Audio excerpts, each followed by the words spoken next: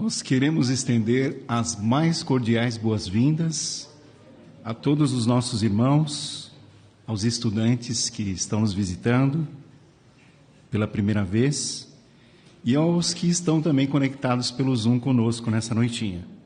É um prazer muito grande tê-los aqui conosco em nosso meio. Por isso, sintam-se à vontade. E para nós iniciarmos a nossa reunião de uma forma alegre, eu gostaria de convidar os irmãos para ficarem em pé, para entoarmos juntos um cântico de louvor a Jeová. O cântico escolhido é o cântico de número 40.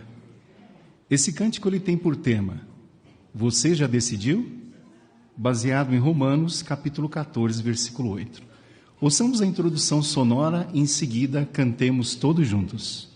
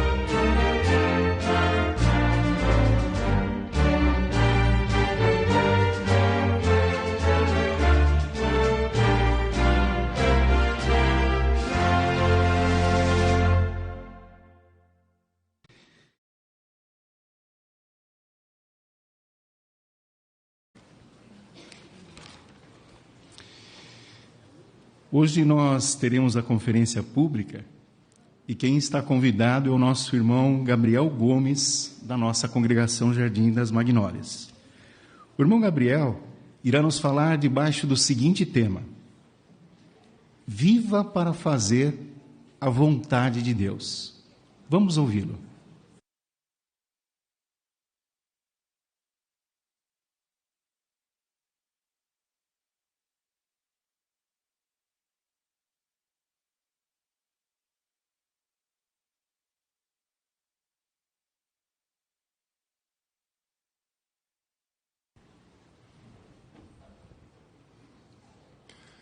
Não vejo a hora de completar 18 anos para ninguém mais mandar em mim. Já ouviu, talvez, um adolescente falando isso? Às vezes foi o adolescente que você tem até em casa, né? Seu filho, sua filha.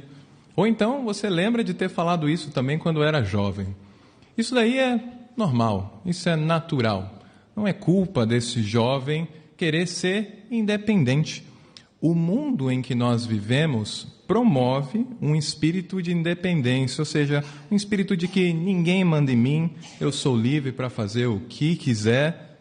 Isso acontece porque a tendência humana é de ser independente, o que em certa medida é muito bom. Alguns por causa de motivo maior, por exemplo, a velhice, deixam de ser tão independentes e passam a ser mais dependentes de uma outra pessoa. E às vezes a pessoa acaba se sentindo mal porque acaba incomodando, talvez, um filho, um parente. Então, a pessoa, ela querer ser independente é normal. Mas a independência que nós estamos falando aqui nesse discurso, a independência que rege o mundo hoje, não é essa independência natural do ser humano. É uma independência doentia, é uma dependência ruim, porque ela é desequilibrada e podemos dizer assim que é desrespeitosa, porque é um mundo que quer ser independente de Deus. E, logicamente, ninguém mais, ninguém menos do que o próprio Satanás, o diabo, o primeiro que quis ser independente de Deus para ser o dono desse espírito, podemos dizer assim. Na verdade, o apóstolo Paulo, ele em Efésios, capítulo 2, versículo 2, ele compara esse espírito de independência que rege o mundo hoje como se fosse um ar. E como o ar que está nesse salão do reino, por exemplo, nós não conseguimos fugir dele.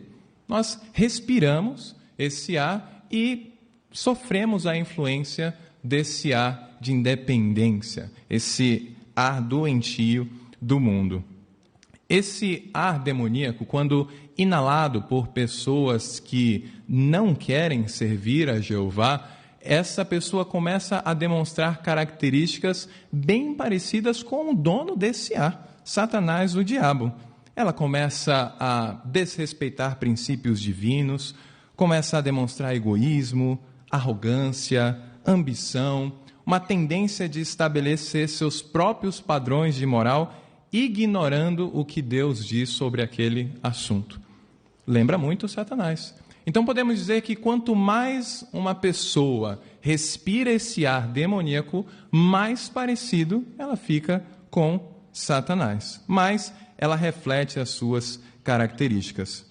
Agora, uma coisa que as pessoas não entendem é que o senso de liberdade, elas acham que são independentes, é falho.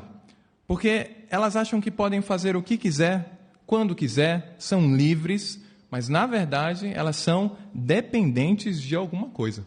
Podemos dizer que essa dependência é tão grande que podemos chamar essas pessoas de escravas disso. Vamos descobrir o que é? No texto de Romanos, o capítulo 6, versículo 16. Romanos 6, 16. Notem do que essas pessoas são dependentes.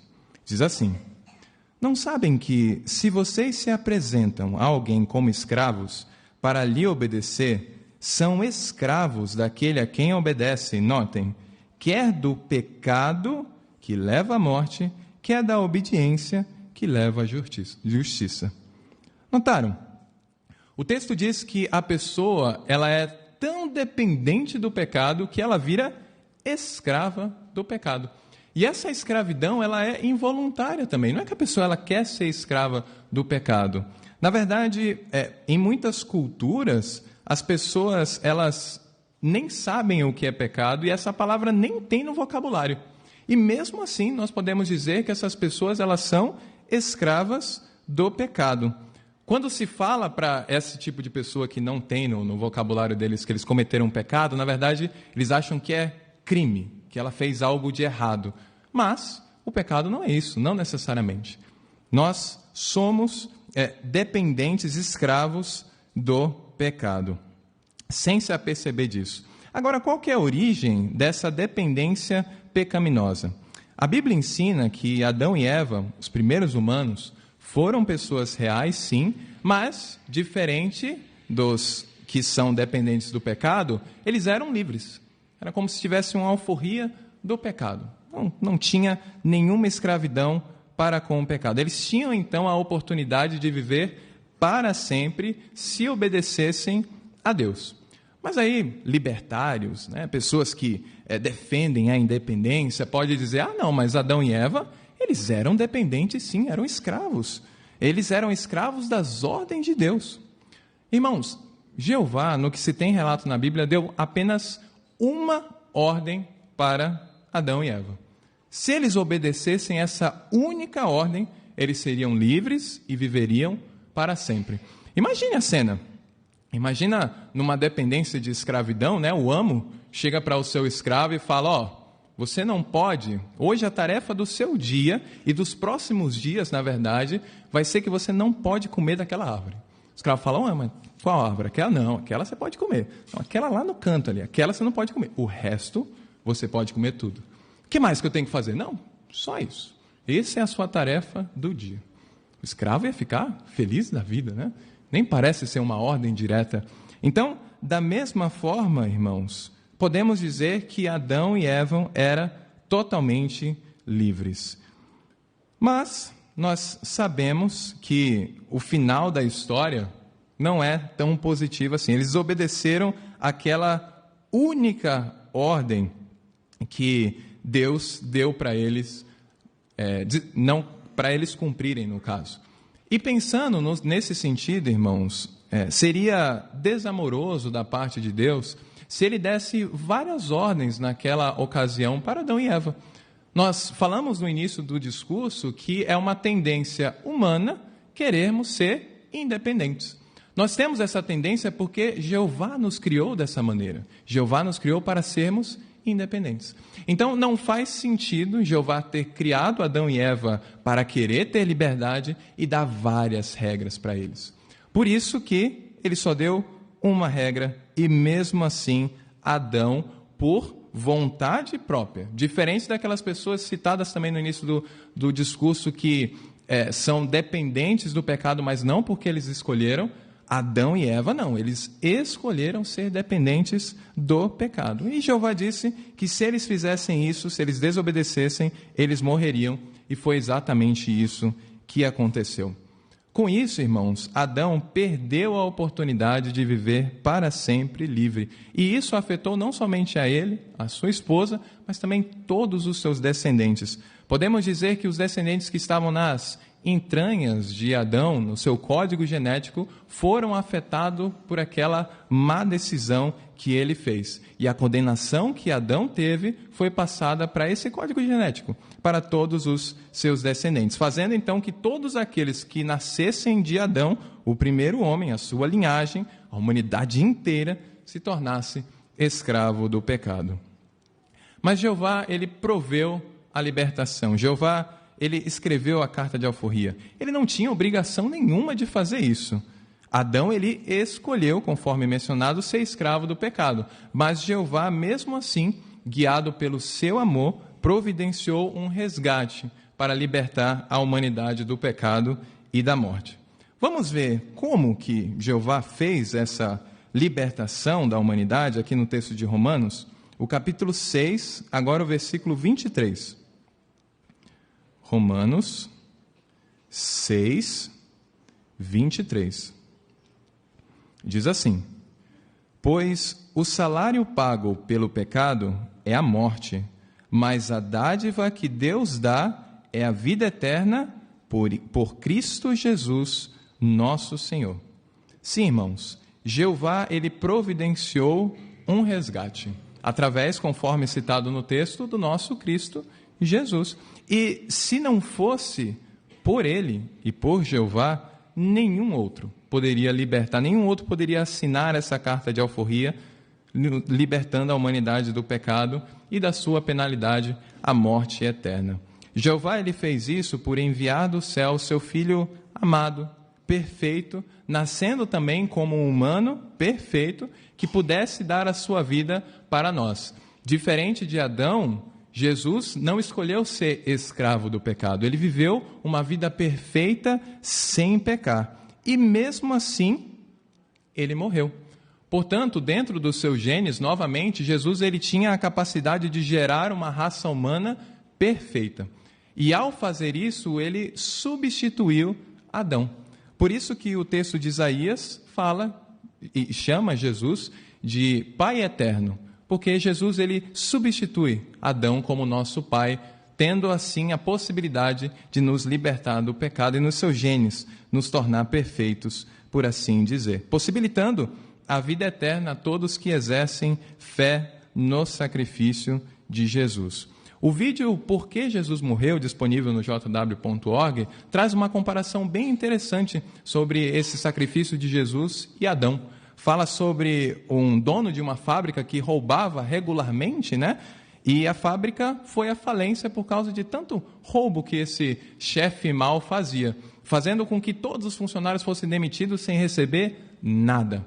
Mas aí veio um benfeitor, Jesus Cristo, e comprou aquela fábrica, trazendo todo mundo de volta e dando o salário novamente para essas pessoas. Então, Adão, o dono da fábrica corrupto, que através da sua má decisão afetou várias pessoas, e Jesus, o benfeitor, dando a sua vida, comprando a fábrica, e hoje, por causa disso, nós somos libertos do pecado e da morte. Por isso, irmãos, todos nós devemos ser muito gratos pela fonte da vida, Jeová Deus, e o seu Filho, por ter dado a sua vida em benefício de toda a humanidade. Agora vem a pergunta, como que nós podemos demonstrar essa gratidão pelo sacrifício de Jesus? Bem, o próprio apóstolo Paulo nos responde agora no texto de 2 Coríntios, capítulo 5, versículo 14 e 15. 2 Coríntios 5, 14 e 15. Diz assim: pois o amor do Cristo nos impele, porque nós concluímos o seguinte: um só homem morreu por todos. De fato, todos tinham morrido. E ele morreu por todos para que os que vivem não vivessem mais para si mesmos, mas para aquele que morreu por eles e foi levantado. Notou que o texto fala que, primeiro, a gratidão pelo sacrifício de Jesus nos impele, nos força a fazer o quê? Conforme o versículo 15, a viver não somente para nós, mas para aqueles que se sacrificaram por nós, no caso, Jeová e o próprio Jesus Cristo. Por isso, irmãos, na continuação desse discurso, nós vamos ver 4 pontos de como que nós podemos demonstrar em nossa vida gratidão ao sacrifício de Jesus e de Jeová. O primeiro ponto é a dedicação e o batismo. Para fazer a vontade de Jeová, é necessário nós darmos passos para ser uma testemunha de Jeová dedicada e batizada, caso nós não tenhamos feito isso ainda.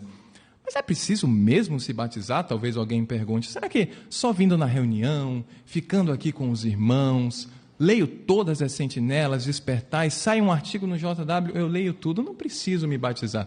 Irmãos, sim, precisa, porque o batismo é um símbolo público exatamente do texto que nós lemos, de que nós não vivemos mais para nós, mas sim para Jeová e Jesus.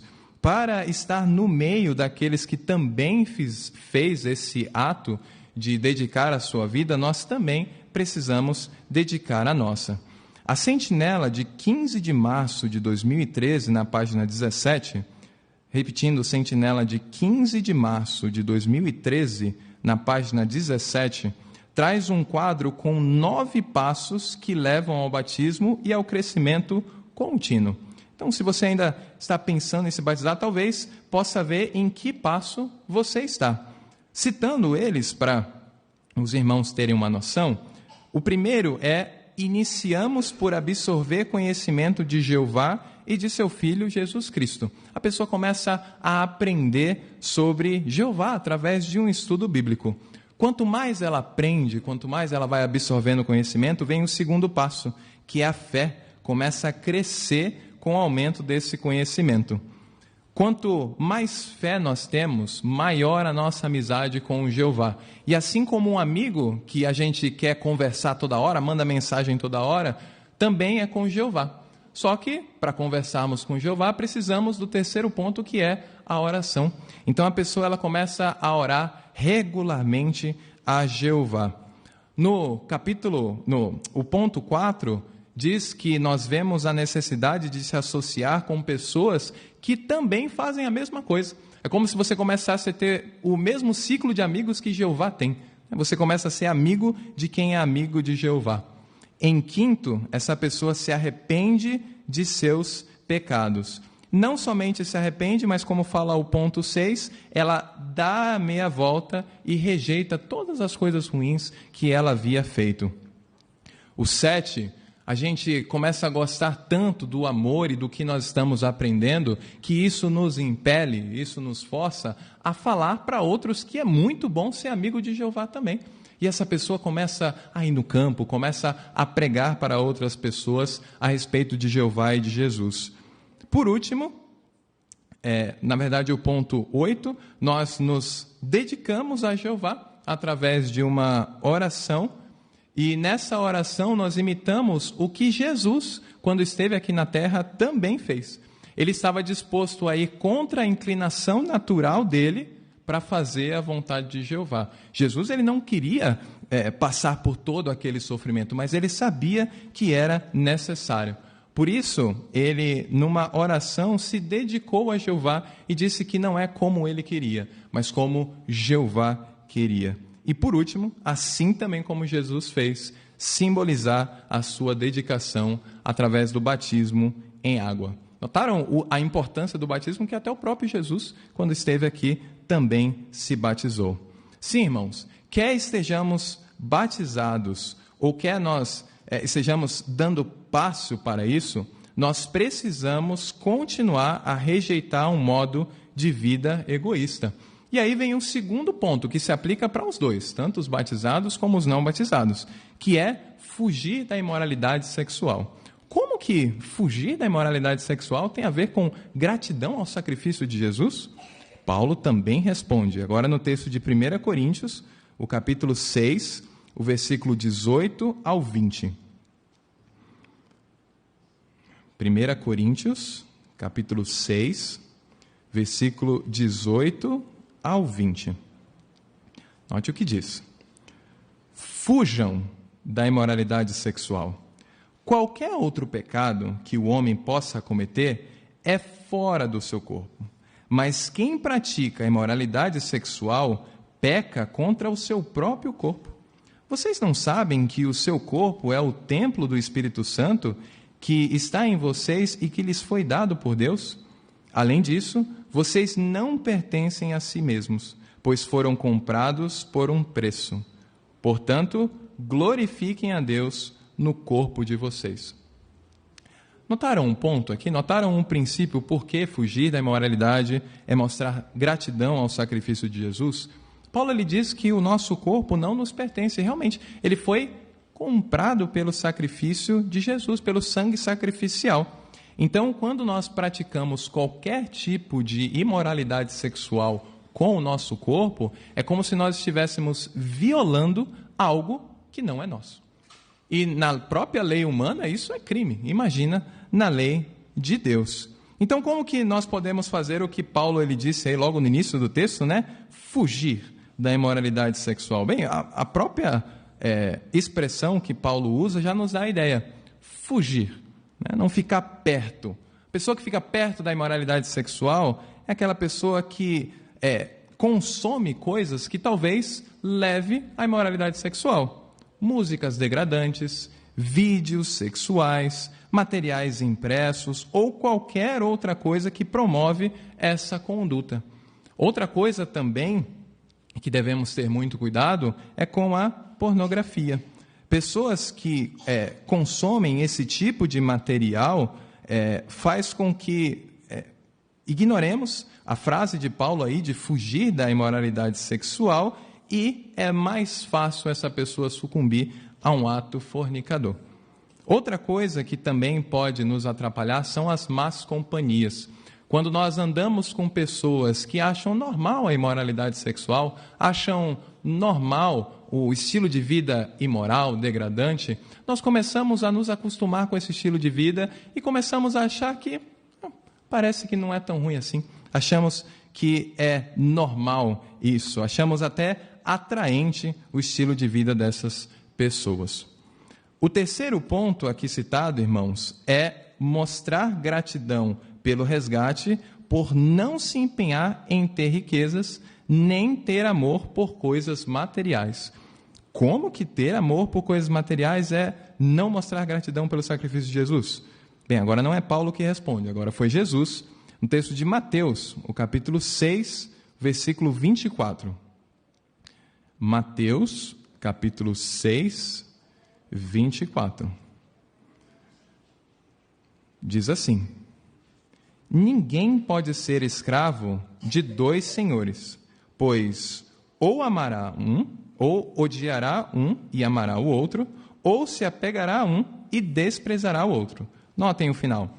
Vocês não podem ser escravos de Deus e das riquezas. Notem que nesse texto a gente já usou essa comparação de ser escravo, né?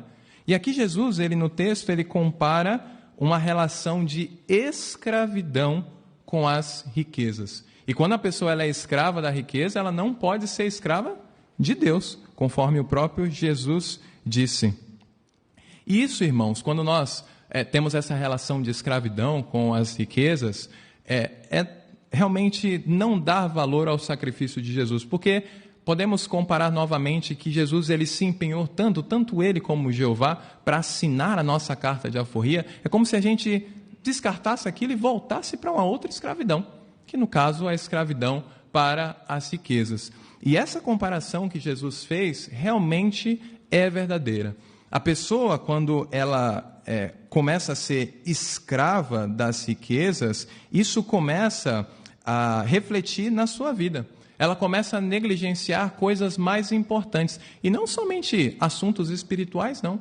Pessoas têm problemas no campo da saúde, com a sua vida familiar, seu relacionamento com outros. Isso porque é como se eles fossem escravos da riqueza. E como um escravo sofria da mesma forma, essa pessoa sofre com o seu amo mau, que é as riquezas. Por isso, irmãos, assim como Jesus, devemos nos empenhar pelo 4º e último ponto, que é usar o nosso tempo e energia para ajudar a outras pessoas. Ajudar outros a conhecer a verdade sobre Jeová Deus e sobre o seu reino. Isso é mostrar gratidão, irmãos, porque Jesus, o sangue que ele derramou por nós, tem o valor suficiente para comprar toda a humanidade. Mas nós sabemos que, infelizmente, muitos não vão se beneficiar desse sacrifício. Portanto, quanto mais pessoas nós trazemos, mais o sangue de Jesus irá salvar, mais valor vai trazer para esse sacrifício. É como se com aquele dinheiro ele conseguisse salvar o maior número de funcionários possível. Por isso, quando nós pregamos, quando nós usamos o nosso tempo e energia para ajudar outros a conhecer a verdade sobre Deus e sobre o seu reino, é como se nós estivéssemos demonstrando gratidão por esse sangue sacrificial. E quando a gente pensa em ajudar outro, às vezes a gente pensa diretamente no serviço de pregação, ajudar uma pessoa que não conhece a verdade. Mas Jesus, quando ele falou sobre ajudar o próximo, ele não falou somente desse tipo de pessoa, mas ele falou também daqueles que estavam no nosso meio, os nossos irmãos. Então, quando nós ajudamos os nossos irmãos, nós também estamos mostrando gratidão. Lembre-se, irmãos, muitas vezes, através de nossos sentimentos, através de nossas palavras, através de nossas ações, nós podemos ministrar um irmão. Muitas vezes ele está passando por uma dificuldade e tudo que ele precisa é desabafar, de um ouvido para escutar. Quando nós tiramos tempo para ajudar esse irmão, muitas vezes em sentido emocional, nós estamos também demonstrando gratidão, porque Jesus também comprou pelo corpo, pelo sangue daquela pessoa. Jesus, irmãos, morreu pela humanidade. Portanto, quanto mais pessoas nós ajudamos, tanto em sentido espiritual, fora da organização, como aqui dentro da organização, nós estamos realmente demonstrando que nós valemos por esse sacrifício. Sim, irmãos, precisamos constantemente nos lembrar de que nós somos, sim, dependentes e escravos. Mas nós não somos dependentes e escravos do pecado, conforme nós citamos no início do discurso. Na verdade, nós somos escravos e dependentes de Deus e de Jesus. E nós precisamos regularmente mostrar isso para eles. Qualquer decisão que nós formos tomar, nós não devemos tomar essa decisão da nossa própria cabeça. Devemos fazer uma oração a Jeová, consultar os seus princípios e mostrar para ele que eu dependo do Senhor para fazer qualquer coisa na minha vida, incluindo uma decisão. Haja como um servo de Deus e busque a Ele, busque por conselhos bíblicos. Lembre-se que esses conselhos são dados pelo nosso Criador e a pessoa que só quer o bem para nós. Então, com certeza, quando nós levamos em conta a opinião desse ser, com certeza as nossas decisões são as melhores possíveis. E não somente ore quando for tomar decisão, mas ore regularmente, assim como um amigo é dependente do outro. Reconheça que a sua vida vem de Deus e que nosso futuro também depende dele e da nossa fé no resgate. Jeová, irmãos, nós não temos dúvida de que Ele é um amo bem melhor do que o pecado. É bem melhor nós sermos escravos de Jeová do que ser escravos do pecado. Por quê? Como vimos em todo esse discurso, a pessoa que ela é escrava do pecado, mesmo ela não querendo ser escrava do pecado, assim como Adão e Eva, o resultado é a morte. O sacrifício de Jesus, o código genético, não substitui a vida dessas pessoas. E ela merece a recompensa que é a morte. Agora, e ser escravo de Jeová? Qual que é a recompensa? Quando aceitamos o sacrifício de Jesus, reconhecemos a nossa dependência a Ele, nós mostramos através daqueles 4 pontos de que nós damos valor a esse sacrifício, nós temos gratidão por esse sacrifício. Qual que é o resultado? Por último, Paulo também responde no último texto do nosso discurso, o texto de Romanos, o capítulo 6, o versículo 22. Note o texto concludente e façamos as palavras de Paulo, as últimas do discurso também. Diz assim, Romanos 6, 22. No entanto, agora que foram libertados do pecado e se tornaram escravos de Deus, o fruto, o futuro que está produzindo é a santidade, e o fim será a vida eterna.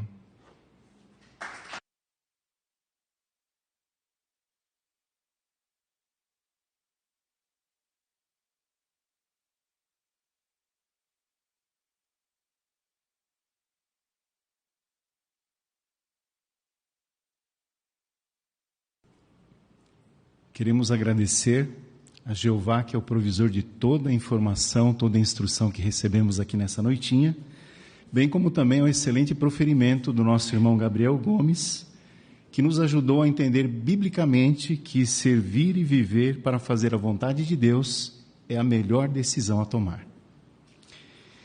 Nós gostaríamos de convidar a todos a permanecerem, pois nós iremos estudar a Bíblia através da revista Sentinela. E quem vai conduzir essa parte para nós é o nosso irmão Jorge Mário.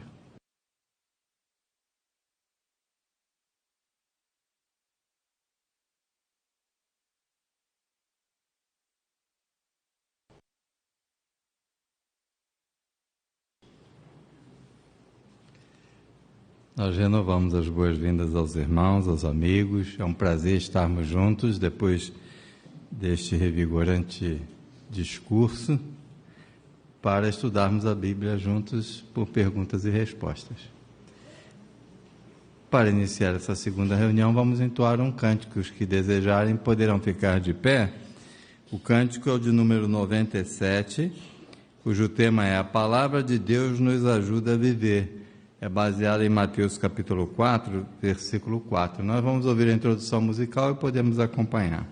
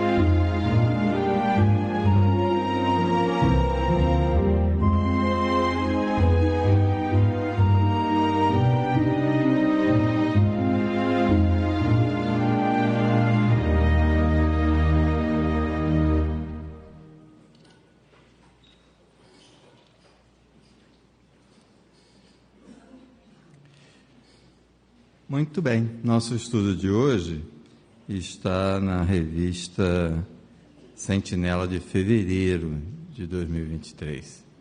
E é o estudo de número 7 que nós vamos considerar. O tema do estudo: como tirar mais proveito de sua leitura da Bíblia. Então vamos ver como podemos ter uma leitura mais proveitosa da Bíblia. Vamos ter aqui algumas dicas excelentes que podemos aplicar. O texto básico é o de Lucas 10, 26, que na essência é uma pergunta que Jesus fez: como você lê?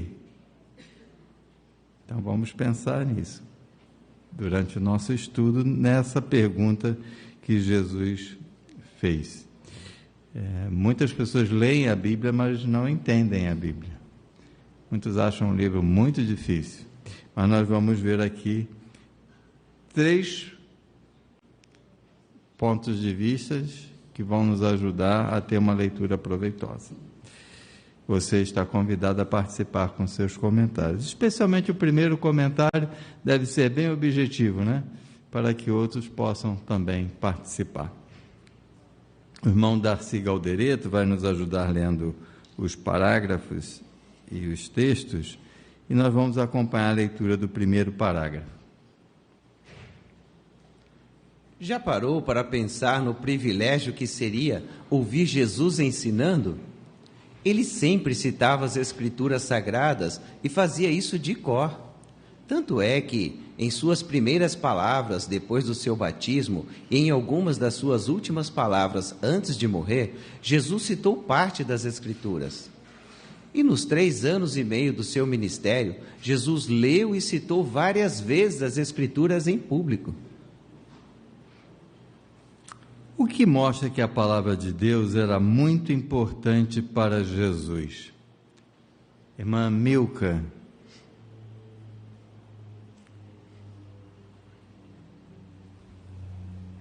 Ele amava tanto a palavra de Deus que ele lia muito ela, né? Inclusive, enquanto criança, ele ficou 3 dias no Templo de Jerusalém, lendo e meditando com os instrutores. Jesus sempre demonstrou o que era importante para ele, pois ele citou as Escrituras após seu batismo, ele sempre citava enquanto ensinava e também citou as Escrituras até mesmo antes de morrer. Muito bom, irmã Milka, obrigado. O que mais podemos falar sobre o apreço que Jesus tinha pela palavra de Deus? A irmã que nos visita, diga o seu nome, por favor. Tatiana. Então, Jesus, ele amava também não só por citar e ler, né? Mas também pelas suas atitudes e suas ações, né? Influenciavam a sua vida, o seu modo de vida, né? Excelente, irmã Tatiana. Tem uma nota aqui, quem gostaria de destacar o conteúdo dessa nota para nós?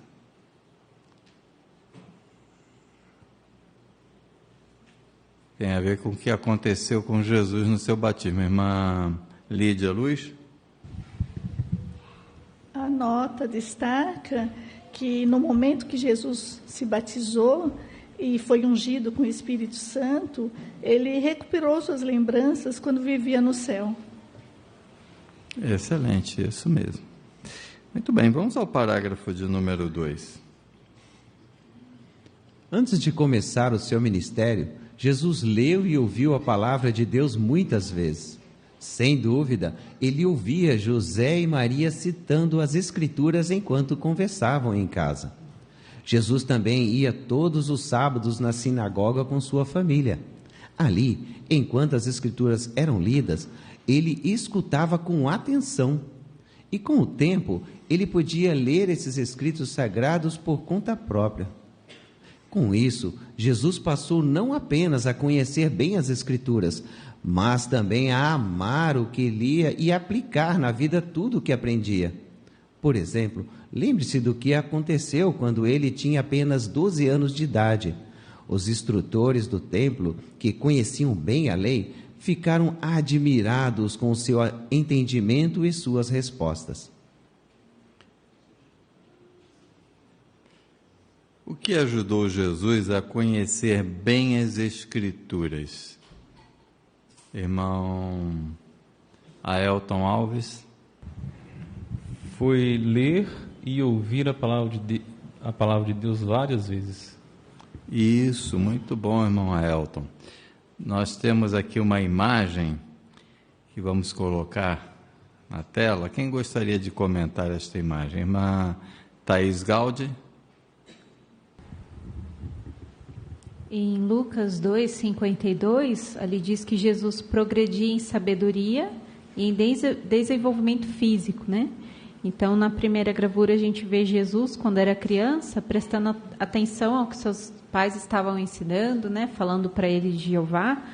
Depois, um pouco mais velho, ele está escutando com atenção a leitura das Escrituras na sinagoga. E já adulto, lendo as palavras de um rolo, né? Então, durante toda a sua vida, ele sempre mostrou quanto amava as Escrituras. Excelente, Thaís, muito bom. Nós temos uma nota aqui também, falando sobre Maria. Será que Maria lia a Bíblia? Ou ouvia a leitura da Bíblia? Irmão Ian Liberali.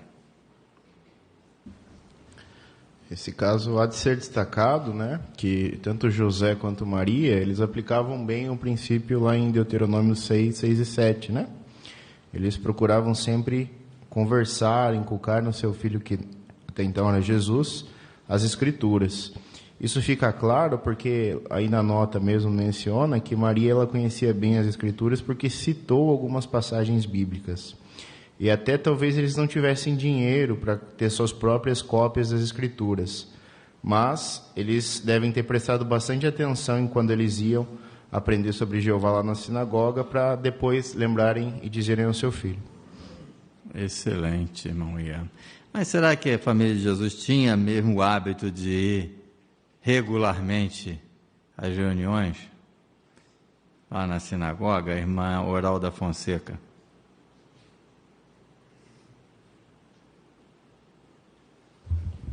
Sim, né? Aqui em Lucas 4:16 fala que eles iam todos os sábados à sinagoga, né, como família. E é interessante que Jesus, ele sempre teve esse costume, né, de ir junto com a sua família. E esse costume foi, provavelmente, foi a partir da época de Esdras e Neemias, né? Então, Jesus, ele talvez seguisse esse costume. E isso o ajudou a fortalecer a espiritualidade, né, durante a infância de Jesus com sua família e depois Jesus, né, já como um homem. Excelente. Parágrafo 3. Se lermos regularmente a Bíblia, poderemos conhecê-la bem e passaremos a dar mais valor a ela. Mas o que fazer para tirarmos mais proveito do que lemos? Podemos aprender muito do que Jesus disse para aqueles que conheciam a lei, como os escribas, fariseus e saduceus. Esses líderes religiosos liam as Escrituras com frequência, mas eles não tiravam proveito do que liam. Jesus falou de 3 coisas que esses homens deviam fazer para se beneficiar das Escrituras. O que Jesus disse pode nos ajudar a 1. Entender o que lemos. 2. Encontrar joias espirituais. E 3. Permitir que a palavra de Deus nos torne pessoas melhores. O que vamos ver nesse estudo? O que vamos ver? Irmão Jefferson Brizola. Então, na época de Jesus, os líderes religiosos, embora lessem com frequência as Escrituras, eles não tiravam proveito da leitura que faziam. Aí Jesus, ele falou de 3 coisas que poderiam ajudar esses homens, se eles acatassem, né, esses conselhos, a se beneficiar daquilo que estavam lendo. Então, nós vamos ver nesse estudo como que essas 3 coisas que Jesus falou para eles podem nos ajudar a entender o que lemos, primeiro, também encontrar joias espirituais e também a permitir que a palavra de Deus nos torne pessoas melhores. Muito bom. Então, vamos ao primeiro ponto. Leia com o objetivo de entender. Como podemos fazer isso? Parágrafo 4. Nosso objetivo é entender o que está escrito na Bíblia. Caso contrário, não vamos conseguir tirar nenhum proveito do que estamos lendo. Por exemplo, veja a conversa que Jesus teve com um homem perito na lei.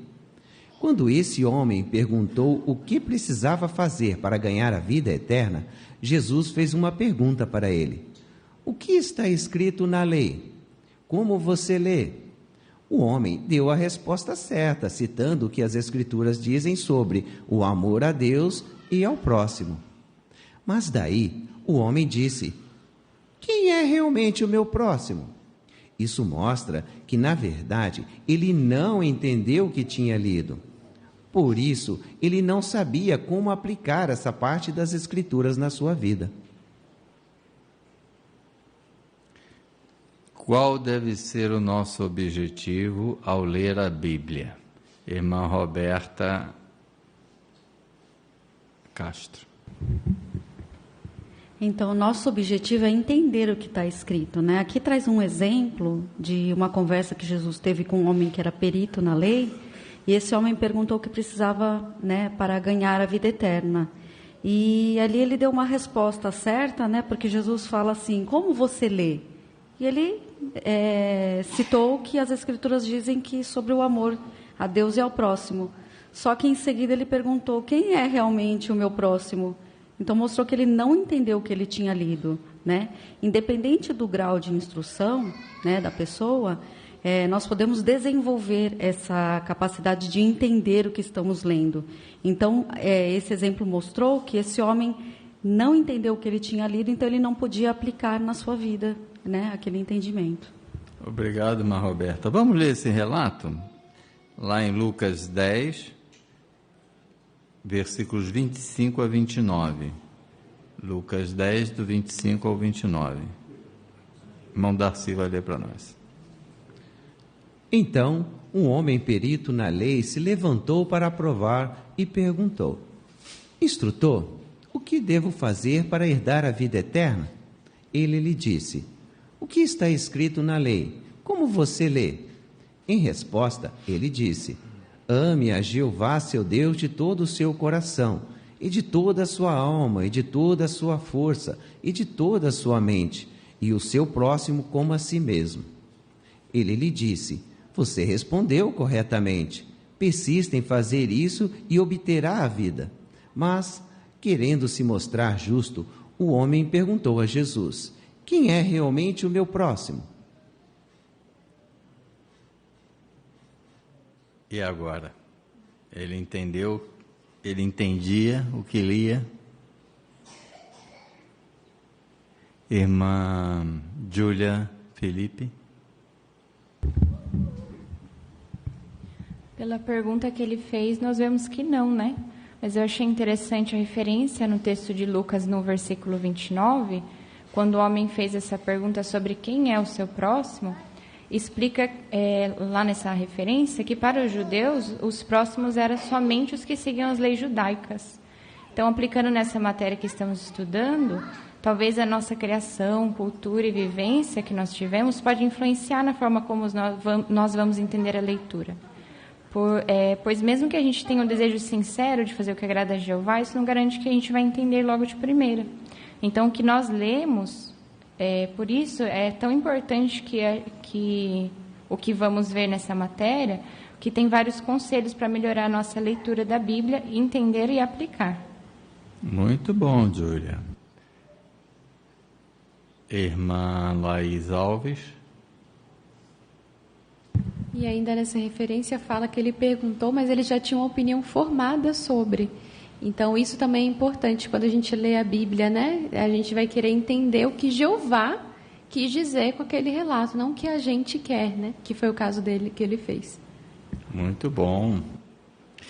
Foi aí que Jesus fez aquela famosa ilustração conhecida como a do bom samaritano, né? A história que Jesus contou do bom samaritano, para ele entender quem era o próximo, né?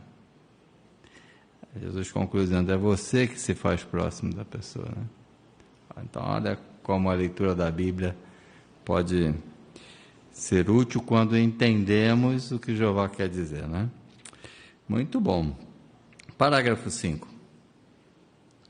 Para entender melhor a palavra de Deus, precisamos desenvolver bons hábitos de leitura. Veja algumas sugestões que podem ajudar você.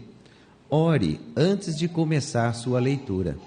Todos nós precisamos da ajuda de Jeová para entender a Bíblia. Por isso, peça a Ele Espírito Santo para conseguir se concentrar. Depois, leia sem pressa. Isso vai ajudar você a entender o que está lendo.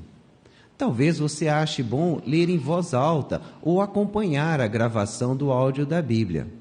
Dessa maneira, você vai conseguir ver e ouvir as palavras. E isso vai ajudá-lo a lembrar, entender e aprender ainda mais sobre a Bíblia. Quando terminar sua leitura, ore de novo para Jeová, agradecendo por esse presente maravilhoso e peça a Ele para te ajudar a aplicar na vida o que acabou de ler. Como a oração e a leitura feita sem pressa podem nos ajudar a entender o que estamos lendo.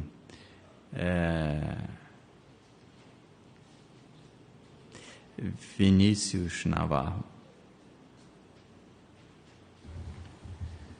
Ore antes de começar a sua leitura. Todos nós precisamos de ajuda de Jeová para entender a Bíblia. Por isso, peça a Ele Espírito Santo para conseguir se concentrar. Depois, leia sem pressa. Isso vai ajudar você a entender o que está lendo. Muito bom, Vinícius. Excelente. Roberta Medeiros.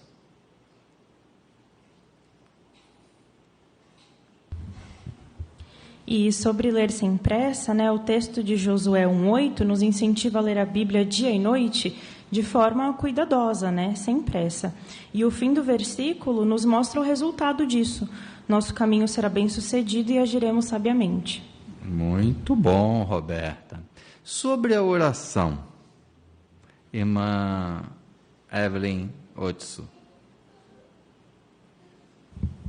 Também é muito importante a gente orar ao final da leitura, para que aquilo que nós lemos, nós possamos reconhecer o valor dela, percebendo que de fato é um presente maravilhoso que Jeová deixou para nós.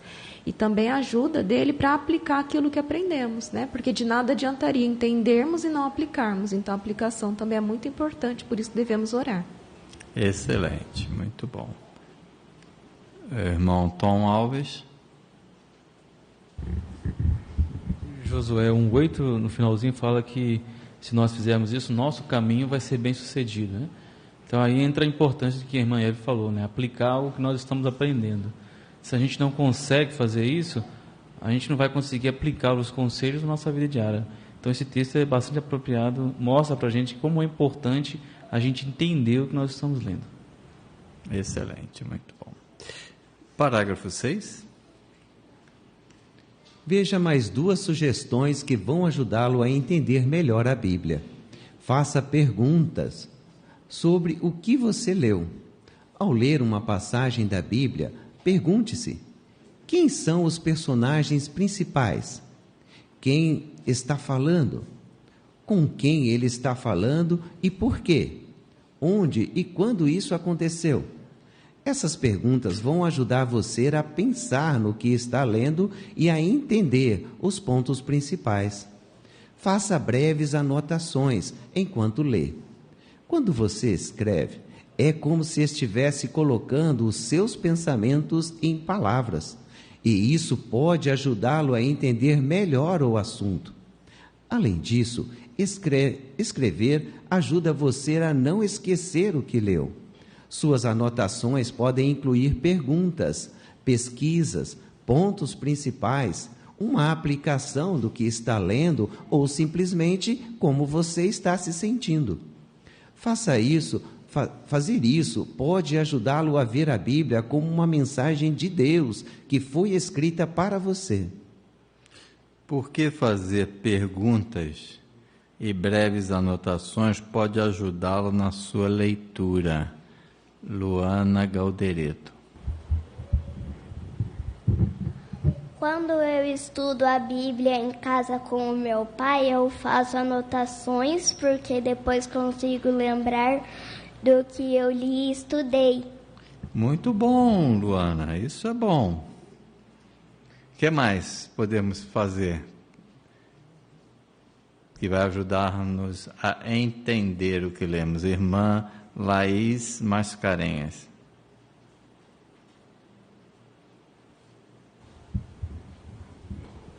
Aqui fala da importância também de fazer perguntas, porque elas vão nos ajudar a pensar no que nós estamos lendo e a entender os pontos principais. E aqui traz alguns exemplos de perguntas que podemos fazer, como, por exemplo, quem são os personagens principais, quem está falando, com quem ele está falando e por quê, onde e quando isso aconteceu.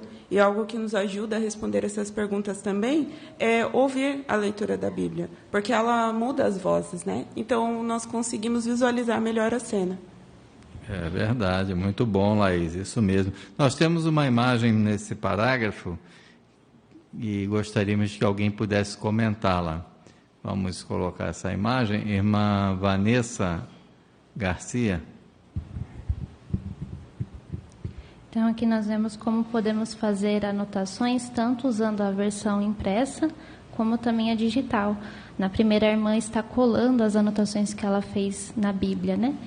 E tanto na segunda quanto na terceira imagem, a gente vê eles fazendo uso da versão digital no aplicativo JW, tanto lendo um artigo, como também na própria Bíblia. Então, eles marcam as frases e depois adiciona as anotações. Então, a gente pode ver o modo que a gente se adapta melhor. Excelente, irmã Vanessa. Irmão Edilson Santos.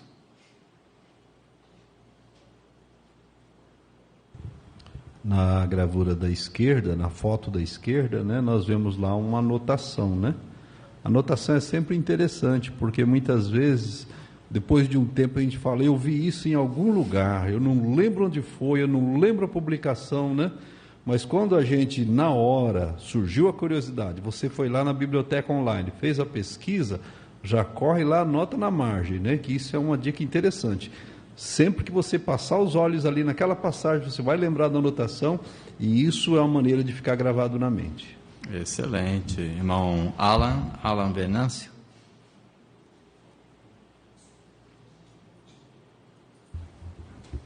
Ainda pegando o gancho, né, o comentário dos irmãos, nós temos uma ferramenta muito interessante, que ao lado da marcação, ali tem um maisinho, né?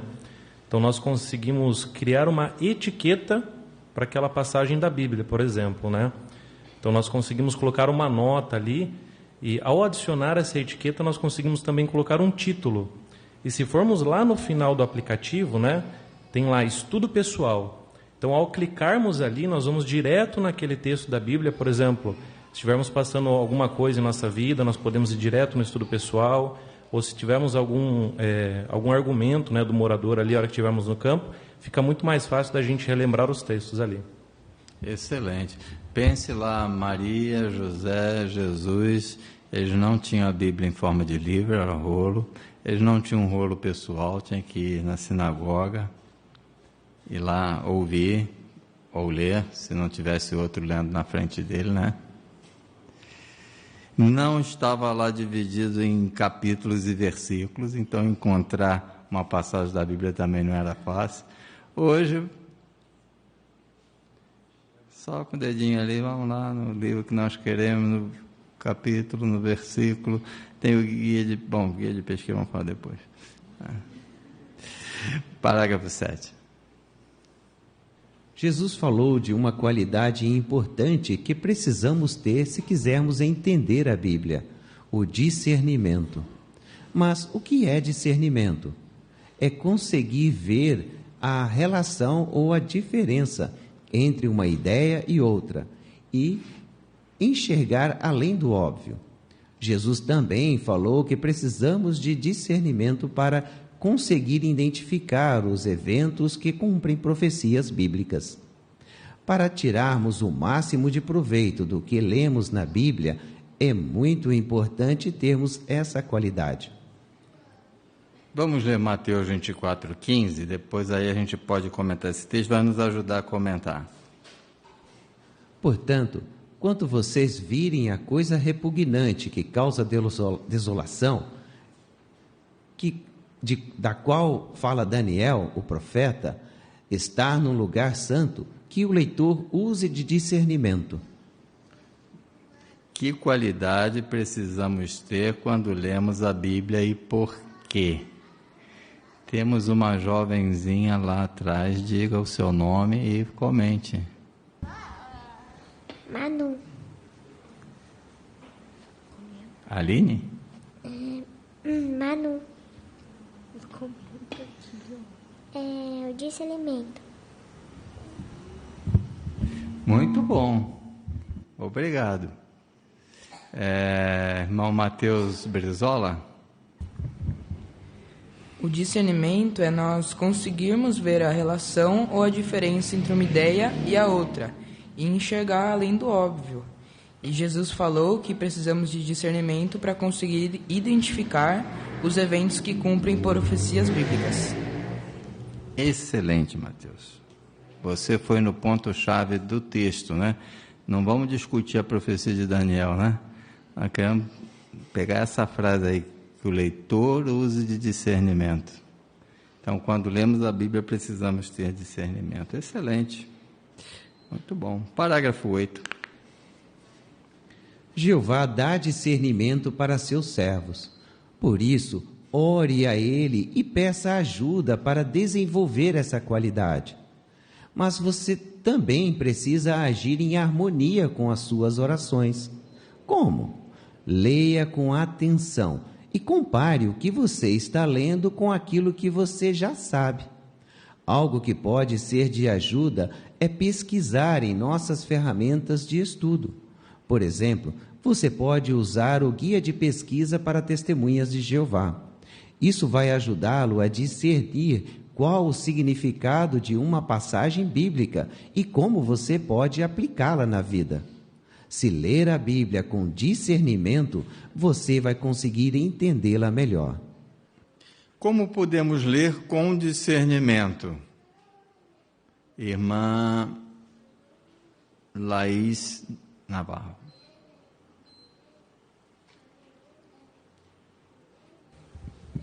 Jeová, ele dá discernimento para os seus servos, então podemos orar a ele e pedir ajuda para desenvolver essa qualidade. Excelente, irmã Laís, isso mesmo. Irmã Camila Liberali. E nós podemos ler também com atenção e comparar, né, o que nós estamos lendo com algo que a gente já sabe, algo que a gente já tem anotado, né, algo também que está escrito ali no guia de pesquisa, se a gente entrar, né, no guia linkado naquele texto, a gente vai ver diversas matérias falando sobre aquele assunto. Então, isso é muito bom, a gente conseguir relacionar um assunto com o outro, né? Para conseguir entender melhor cada texto. Isso, obrigado, Camila. Mas será que discernimento é uma coisa que você nasce com ele ou não nasce? Nasceu com discernimento, tá bom. Se não nasceu, você está perdido. É isso? Irmão João Alves.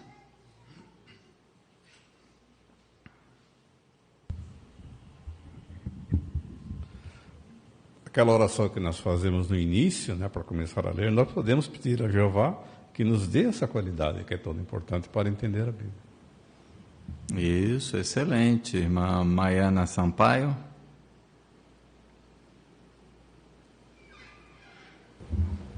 O apóstolo Paulo também mencionou que a capacidade de discernimento pode ser treinada. E isso se faz pelo uso, né? A constante estudo da palavra de Deus. Excelente, muito bom. Lá em Hebreus 5,14 ele destaca isso, né? Bom, vamos agora à segunda dica. Leia com o objetivo de encontrar joias espirituais. Parágrafo 9.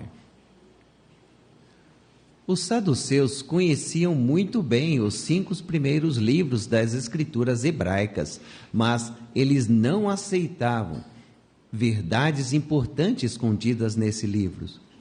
Veja o que Jesus disse quando os saduceus tentaram testá-lo com uma pergunta sobre a ressurreição. Ele disse: vocês não leram no livro de Moisés, no relato sobre o espinheiro, que Deus lhe disse: eu sou o Deus de Abraão, o Deus de Isaque, o Deus de Jacó? Os saduceus com certeza já tinham lido esse relato muitas vezes, mas as palavras de Jesus revelaram que eles tinham deixado de lado uma verdade importante: o ensino da ressurreição. Que verdade importante das Escrituras os saduceus rejeitaram? Irmão Rogério Machado. Os saduceus não acreditavam na ressurreição, né? Então eles tentaram colocar Jesus à prova, falando sobre a ressurreição dos mortos. E Jesus, ele trouxe um texto da Bíblia mostrando para eles, né? Falando que Jeová não era o Deus dos mortos, mas sim Deus dos vivos. E fazendo eles meditar naquele texto que estava lá. E eles conheciam esse texto, porque eles tinham o entendimento dos 5 primeiros livros da Bíblia. Então, quando Jesus trouxe esse texto em mente, era para eles entenderem o que Jeová estava mostrando ali e ter discernimento do que estava escrito. Isso, excelente, Rogério, muito bom. Isso mesmo, até tem um artigo citado aí na nota, né? Na Sentinela de 1º de fevereiro de 2013, mostra a explicação que Jesus deu para eles sobre a ressurreição, usando o relato do espinheiro, quando Moisés viu o espinheiro pegando fogo, né? Muito bem, parágrafo 10. Que lição aprendemos? Quando lemos um relato da Bíblia, queremos estar atentos a tudo o que ele nos ensina. Queremos enxergar não só as lições básicas, mas também as verdades profundas e os princípios que exigem esforço para serem encontrados. Ao ler a Bíblia, devemos estar atentos a quê? Lá na casa da família Santos, no Zoom. Então, quando nós lemos um relato da Bíblia, né, nós queremos estar atentos a tudo que ele nos ensina. Então, nós queremos enxergar não só as lições básicas, mas também as verdades profundas e os princípios que exigem esforços para serem encontrados. Excelente, irmã Larissa, muito bom. Irmão Edilson Santos.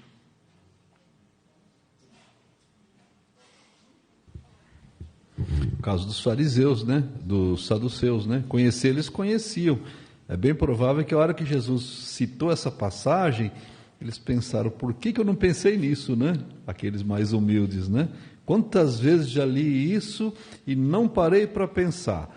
E às vezes acontece com a gente também no Salão do Reino. A gente fala, eu conheci esse texto, mas nunca tinha pensado nisso, né?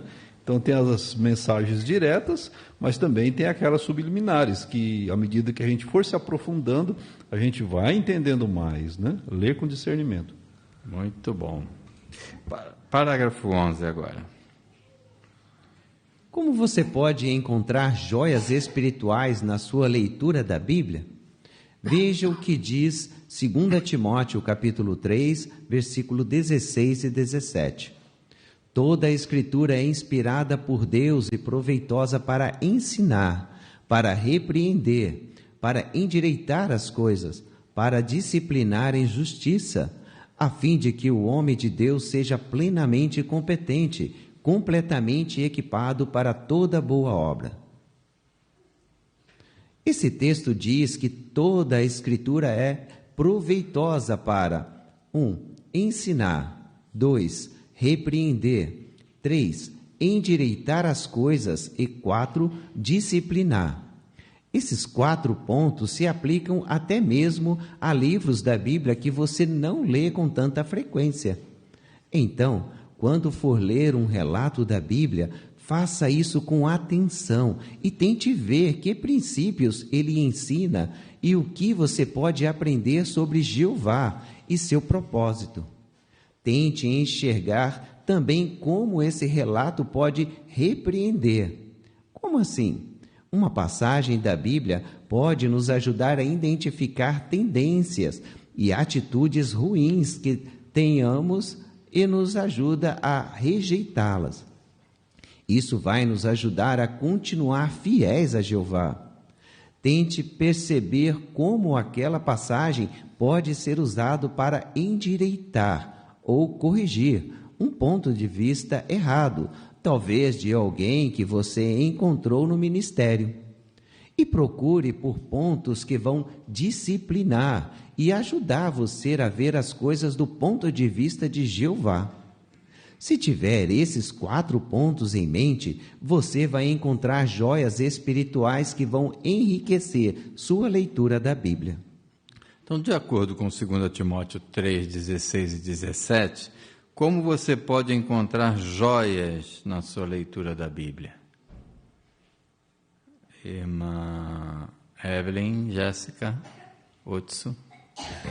Então, o texto de 2 Timóteo 3, 16 e 17 fala que toda a Escritura é proveitosa para ensinar, repreender, endireitar as coisas e disciplinar. Então, uma das coisas que podemos fazer é que, ao ler um relato da Bíblia, nós devemos prestar bastante atenção e ver que princípios ela nos ensina. Além disso, também podemos dar atenção ao que nós podemos aprender sobre Jeová e o seu propósito.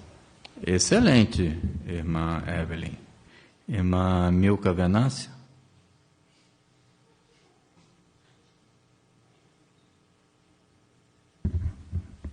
Para quem tem bastante dificuldade de encontrar joias, né, que são desses 4 pontos, inclusive eu tinha essa dificuldade, a reunião de meio de semana ela é um excelente treino, né? Você tem aquele texto específico e aí você lê com esses 4 pontos em mente, treina e aí você começa a ter esse olhar em todas as leituras que você vai fazer da Bíblia. Isso ajuda bastante. Muito bom, isso mesmo. Voltando lá no texto de 2 Timóteo 3, 16 e 17, né, a Evelyn destacou sobre a Bíblia nos ensinar. E como a Bíblia nos repreende? Quando lemos, como é que podemos deixar a Bíblia nos repreender? Irmã Ana Azimoto.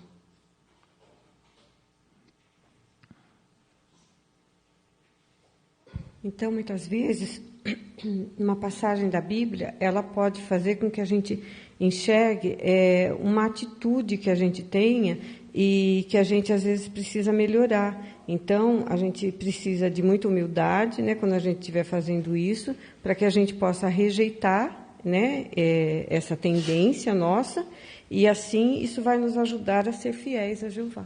É isso, excelente, Ana. Porque às vezes a nossa tendência é quando vê assim, algo que a Bíblia está repreendendo, é pensar em alguém que faz alguma coisa, isso era bom para o fulano. Mas não é o fulano que está lendo a Bíblia, sou eu, então isso é bom para mim, né? E como é que a gente pode deixar na leitura da Bíblia ela endireitar a gente? Olha lá, Paulo falou sobre endireitar as coisas. Irmã Tatiana, trocou de lugar. Então, endireitar é corrigir, né? Talvez um ponto de vista errado, que alguém que você encontre, né, no ministério, até mesmo nós, de um ponto errado, que talvez tenhamos, possamos corrigir. Isso, excelente. E disciplinar, diz que a Bíblia pode disciplinar, irmã Suzana Santos. Então, ela nos disciplina para nos ajudar a ver as coisas do ponto de vista de Jeová. Isso, olha, como pode ser rica a leitura da Bíblia, né? Muito bom, excelente. Vamos à leitura agora do parágrafo 12 e o terceiro ponto, deixa a leitura da Bíblia moldar você. Em certa ocasião, os fariseus acusaram os discípulos de Jesus de violar o sábado. Em resposta, Jesus fez a seguinte pergunta: vocês não leram? Ele fez essa pergunta para mostrar que os fariseus tinham um ponto de vista errado sobre as Escrituras. Jesus falou de 2 exemplos das Escrituras e citou algumas palavras do profeta Oséias para mostrar que os fariseus não estavam sendo misericordiosos e não tinham entendido o objetivo da lei do sábado. Esses homens liam a palavra de Deus, mas não estavam sendo moldados. Por quê? Porque eles liam com uma atitude crítica e orgulhosa, e isso os impedia de entender o que estavam lendo. Que pergunta Jesus fez para os fariseus e por quê? Irmã Daiane Brizola. Então, Jesus fez a seguinte pergunta: vocês não leram? Então, essa pergunta ele fez para mostrar que os fariseus tinham um ponto de vista errado sobre as Escrituras. Também porque eles liam uma atitude crítica e orgulhosa, e isso os impedia de entender o que estavam lendo. Excelente, Daiane, muito bom. Então, quando Jesus pergunta, vocês não leram? Era mesmo se eles tinham lido ou não? Irmão Paulo. Sim, eles liam a palavra, mas não estavam sendo moldados. E Mateus 23, eles deviam dar os seus décimos, mas sem desconsiderar as outras coisas também. Então, eles insistiam demais em detalhes da lei, que tinha pouca importância, né? Por exemplo, eles coavam mosquito, e por isso Jesus os condenou. Muito bom, irmão Paulo, é isso mesmo. Então, na verdade, a pergunta de Jesus era o quê? Quando ele diz, vocês não leram? Irmão Gabriel Gomes. Na verdade, vocês não estão aplicando, né? Porque a leitura deles era óbvia, mas aplicar já era diferente. Isso mesmo, muito bom. Tem uma nota aqui, quem gostaria de destacar essa nota? Camila Liberali.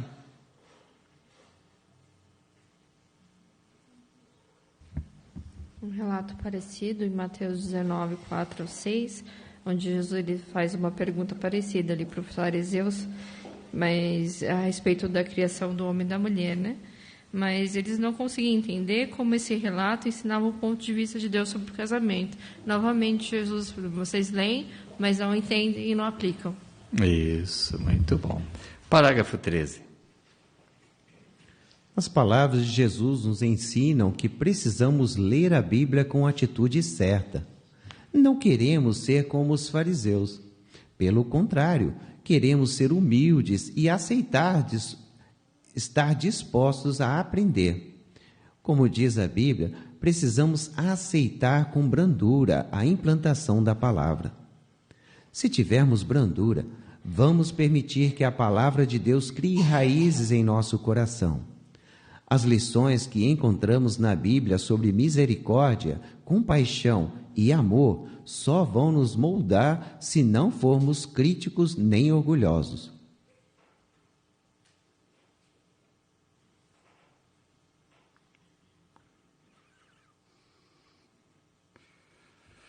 Que atitude devemos ter ao ler a Bíblia e por quê? Que atitude devemos ter, irmã Márcia Dias?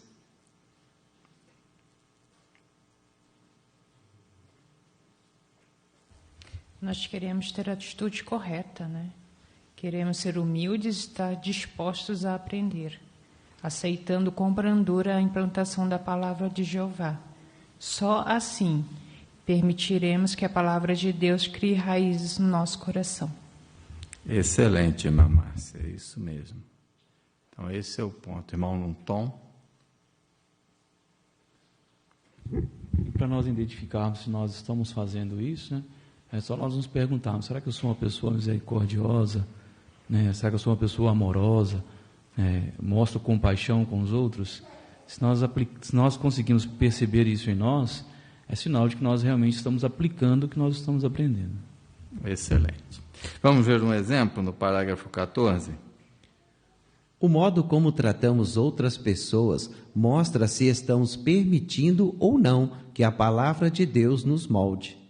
Os fariseus não deixaram a palavra de Deus tocar o seu coração e acabaram condenando os inocentes. Por isso, o que pensamos dos outros e como os tratamos mostra se estamos realmente deixando a palavra de Deus nos moldar. Por exemplo, será que normalmente falamos das qualidades ou falamos dos defeitos dos outros? Será que somos misericordiosos e perdoadores ou somos críticos e guardamos mágoas? A resposta a essas perguntas pode mostrar se o que lemos está realmente moldando nossos pensamentos, sentimentos e ações. Como podemos saber se a Bíblia está nos moldando? Como podemos saber? Irmã Lídia Luz. É importante nós pensarmos como que nós estamos pensando dos outros, né? Como estamos tratando as pessoas, os irmãos, se estamos realmente deixando a palavra nos moldar. Porque quando nós deixamos nos moldar, nós estamos deixando que Jeová trabalhe em nós. O molde, né, é algo que precisa ser mole, que precisa ser flexível. Então, uma vez que nós deixemos isso acontecer, isso vai fazer com que nós pratiquemos aquilo que Jeová deseja, né? E nós precisamos fazer essas perguntas. E será que também nós normalmente falamos qualidades dos irmãos, né? Ou falamos defeitos dos outros? Isso também nós temos que pensar. Muito bom. Nós temos uma imagem aí que retrata isso. Quem gostaria de comentar essa imagem? O que vemos ali? O pessoal do áudio e vídeo vai gostar de colocar essa imagem. Irmã Natália Zacarias. Então, conforme vimos aqui, durante uma reunião no Salão do Reino, um dos irmãos que está ajudando no áudio e vídeo comete vários erros. Mesmo assim, depois da reunião, os irmãos o elogiam pelos seus esforços e não se concentram nos erros. Então, a maneira que nós tratamos os nossos irmãos, as pessoas, mostra se nós realmente estamos permitindo que a Bíblia molde a nossa vida. Excelente, irmã Natália, isso mesmo. Irmão Gabriel Gomes. E esse molde que a Bíblia nos dá, né, nos molda por inteiro, né, o nosso íntimo, no caso. Porque muitas vezes nós, na frente do irmão, né, usando essa imagem, na frente do irmão elogiamos, falamos das suas qualidades, mas por trás, né, em casa, sem que ele está perto, fala dos defeitos dele, né, ele errou bastante lá no som, colocou tudo errado. Então, é importante com que a Bíblia entre no nosso íntimo, que na nossa pessoa do íntimo também, não somente com o que nós falamos na frente das pessoas, mas o nosso modo de ser, de agir, nas costas do irmão, por assim dizer, nós também nos concentremos nas qualidades, sejamos misericordiosos e perdoadores também. Excelente, Gabriel. Ler a palavra de Deus nos torna felizes. Parágrafo 15. Jesus amava a palavra de Deus. Uma profecia já falava sobre como ele se sentiria. Fazer a tua vontade, ó meu Deus, é o meu prazer. A tua lei está no meu íntimo. Por isso, Jesus servia a Jeová com alegria. Quando lemos a palavra de Deus e aprendemos a amá-la, também somos muito felizes. O que Jesus sentia pela palavra de Deus? Laís Galderito. Então, aqui no Salmo 48, né, profetizou que Jesus ele tinha no íntimo a palavra, né? E depois nos evangelhos confirmou isso, mostrando o quanto ele era alegre, o quanto ele amava a palavra de Deus, né? Por isso que se nós também lermos a palavra de Deus e aprendermos a amá-la no nosso íntimo, nós também vamos ser muito felizes. Excelente, Laís, muito bom. Parágrafo 16. Seguindo o exemplo e as palavras de Jesus, queremos nos esforçar para tirar mais proveito de nossa leitura da Bíblia. Podemos entender melhor o que a Bíblia nos ensina por orar, ler sem pressa, fazer perguntas e fazer breves anotações. Além disso, precisamos ler a Bíblia com discernimento. E algo que vai nos ajudar nesse sentido é fazer pesquisas em nossas publicações. Vamos usar melhor a Bíblia se procurarmos por joias espirituais. Talvez elas estejam em relatos que não conhecemos tão bem. Precisamos deixar que a Bíblia nos molde e fazemos isso por ler com a atitude correta. Se fizermos nosso melhor para aplicar esses pontos, vamos tirar mais proveito de nossa leitura da Bíblia e nos achegar ainda mais a Jeová. Obrigado, irmão Darcy, por nos ajudar com a leitura dos parágrafos e dos textos. Foi de muito valor para nós. O que você quer fazer para tirar mais proveito de sua leitura da Bíblia? Agora é que é a hora que a gente aplica o que considerou, né? Tem um quadro aqui para ajudar você. Talvez uma dessas sugestões ou duas você já aplicou, mas talvez tenha uma que você diz, eu preciso aplicar essa aqui. Então, o que você quer fazer? Ou você já está aplicando todas essas sugestões? Irmão Aelton Alves. Toda vez que eu ler a Bíblia, eu sempre vou pensar em como eu posso melhorar, né? Como eu posso aplicar isso na minha vida e assim melhorar com os nossos irmãos, né? Aplicando todos os conselhos ali para poder realmente agradar a Jeová. Né? Obrigado, Tom. Irmão José Antônio Luiz. Eu também penso sempre em me esforçar bastante para entender tudo que eu estou lendo. Trechos curtos, às vezes pequenos trechos, né? A Bíblia, por 2 vezes, Jesus citou que nós devemos ler em voz baixa. Isso me remete a pensar que eu tenho que meditar naquilo que li, para que eu possa descer ao meu coração e eu aplicar na minha vida. Né? Excelente, irmão Luiz. Muito bom. E você? O que você quer fazer na sua leitura da Bíblia? Laís Alves. Essa questão de orar no final era algo que eu não estava fazendo e que é tão importante, né, que eu não tinha pensado nisso.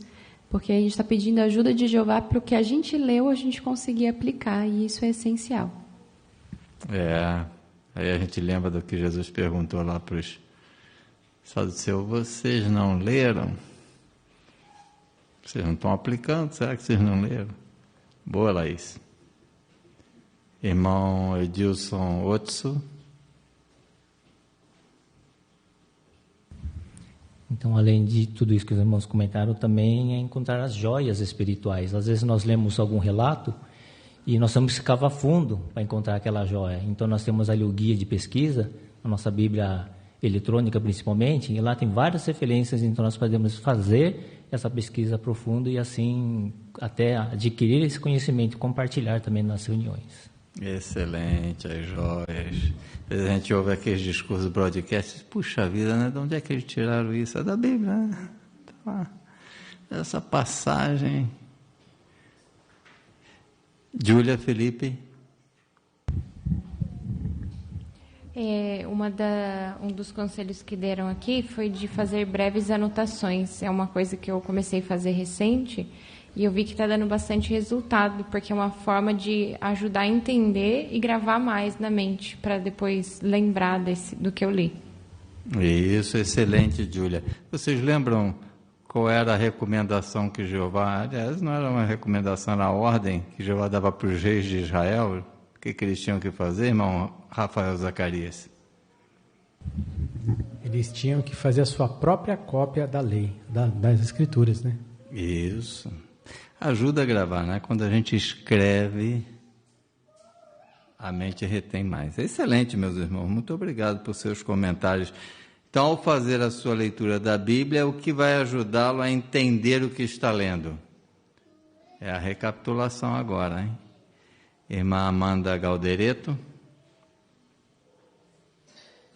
Cadê o Marcelo?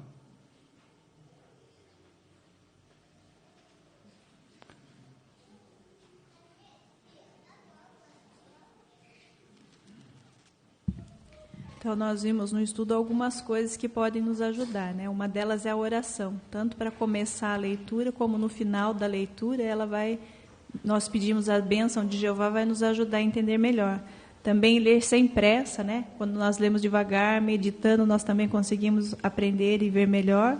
fazer perguntas, breves anotações, e nós vimos aqui também a importância do discernimento, né? Então, se nós fizermos essa sequência, a oração, a pergunta, a meditação, automaticamente essa qualidade vai vir em nós e nós vamos conseguir entender melhor a Bíblia. Muito bom, irmã Amanda. E ao fazer a sua leitura da Bíblia, o que vai ajudá-lo a encontrar joias espirituais? Como é que você vai encontrar os tesouros lá, guardados lá? Irmã Milka Venâncio.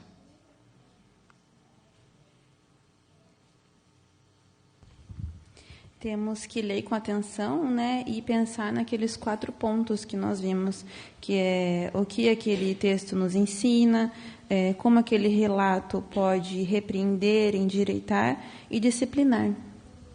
Bom, excelente. Que ajuda você tem para encontrar as joias? Estão submersas, às vezes é uma pérola, né? A pérola está lá no fundo do oceano, dentro de uma ostra. Não é?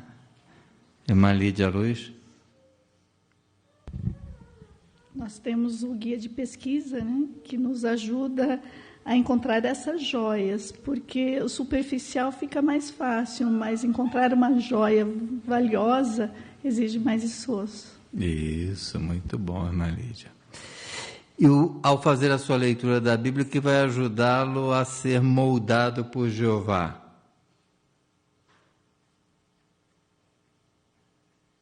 Irmã Vilma Alves?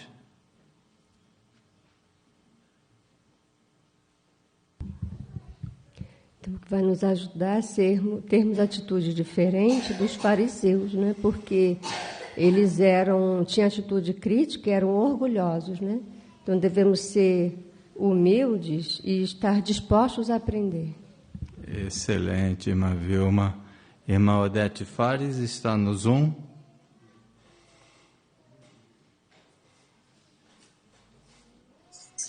Isso mesmo. E o relato de Mateus 12 mostra um exemplo disso, quando os fariseus censuraram os discípulos de Jesus por respigarem no sábado. Então, eles eram muito legalistas da lei, né? Eles não estavam captando o espírito por trás da lei, que era justiça, misericórdia, fidelidade. Então, nós temos que ler com essa atitude correta e não simplesmente uma leitura técnica. Obrigado, irmã Odete. Irmão Paulo Formes. Também estar disposto a aprender e aceitar com brandura os ensinos de Jeová, né? Então, somente assim nós vamos permitir que a palavra de Deus nos molde, né? Molde os nossos pensamentos, sentimentos e ações. Muito bom, irmão Paulo. Então, nós precisamos de uma qualidade na leitura da Bíblia, que foi destacada aqui. Você lembra de uma qualidade que a gente precisa ter para a leitura fazer efeito? A irmã lá atrás, diga o seu nome, por favor. Acho que é a irmã Ana Rita. Ana Rita. É discernimento. Excelente, irmã Rita. Discernimento. Junto com irmã Maiana Sampaio.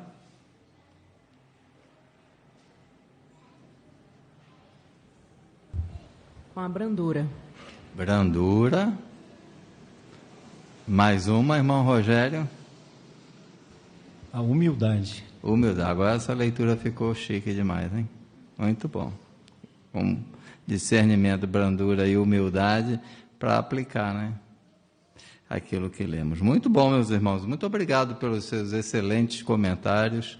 Tornou bastante animado o nosso estudo. Tratando de outros assuntos. Então vamos encerrar entoando um cântico. O cântico escolhido é o de número 95, A Luz Clareia Mais e Mais. Esse cântico é baseado em Provérbios 4:18. E depois do cântico, o irmão Gabriel fará a oração final.